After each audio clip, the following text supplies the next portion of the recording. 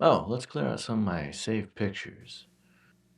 Stray cat sitting on my porch. Stray cat sitting on my porch. How many of these did I take? Oh, yeah. Huh. I had a dream where you found a movie behind the TV in the rec room. It was called House on the Hill, and it was a blatant knockoff of House on Haunted Hill in the style of the Disney movie ripoffs. No, I should go to bed.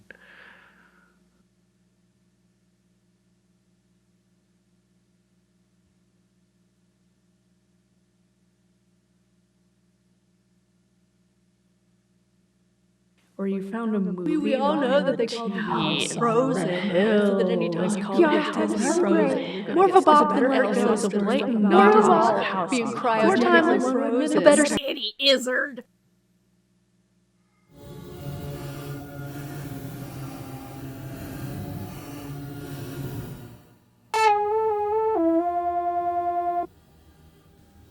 Ahoy! This one's going to be a bit different from my usual photo collage video.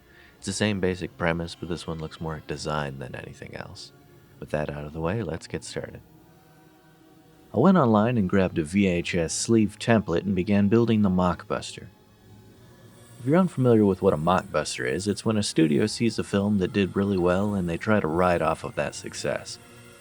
They create their own version of it that looks on the surface to be the same movie.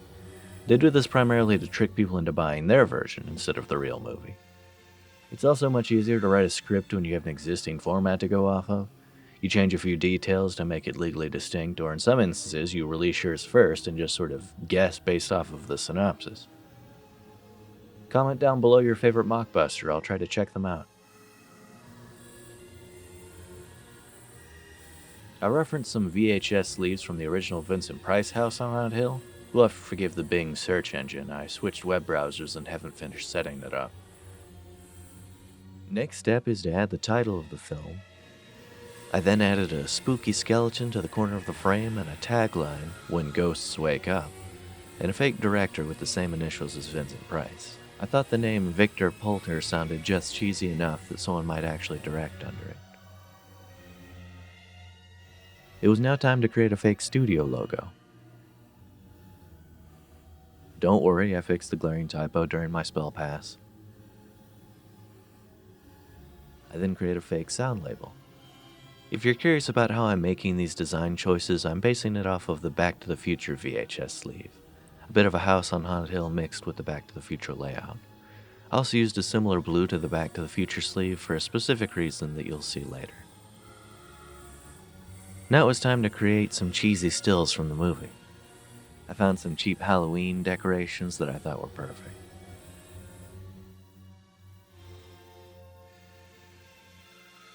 I recommend plugging any text you use into a word processor. I use Apache OpenOffice because it's free and has a solid spell check. My personal philosophy, especially when doing client work, is it doesn't matter how smart you are, be thorough. And to sate any OCD about the scary cat logo, here's a clip of me fixing it. I'll do a dramatic reading of the synopsis, but first we just finish adding small details to make it seem more cohesive. I go a bit overboard and add not only a price sticker, but also a dirt overlay for the entire box. Something to keep in mind, I wish I had known this sort of thing starting out. If you're going to be printing something like this, remove the texture and grunge layers. They generally mess up your print quality. So if you're going to go print it out, then the paper itself will create that textured look and you can add dirt organically. So the rule of thumb to keep in mind is if it's going to stay digital, go crazy with the dirt and texture all you want, but if you're going to print it out, remove those layers before you print. And with that, the design of the sleeve is done. As promised, here's the dramatic reading. Experience the film that's scaring audiences all across the world. Victor Poulter brings you the next best scary film. Thrills, scares, chills, and ghouls. Everything that can go wrong does when a group of friends decide to spend a night at a haunted house for a cash price of $10,000. But will they get more than they bargained for when they learn that the house is built atop the remnants of an old carnival massacre that happened 20 years before? Will they be able to handle the lost souls that demand a blood sacrifice to complete the ritual to restore the carnival king? Or will they fall one by one to the evil demons that haunt their inner minds? And though the design is done, we aren't quite finished just yet. The dream involved me finding the VHS behind the TV, so let's make that a visual reality. If I were to use this in a film, I'd print the sleeve and make it a practical effect, but because we're making a still image, we're going to superimpose it onto another VHS. This is why we made the color the same as the Back to the Future box. One of the hardest parts is lining up the angles to fit onto the box. After we have the angles lined up, we need to layer it onto the image.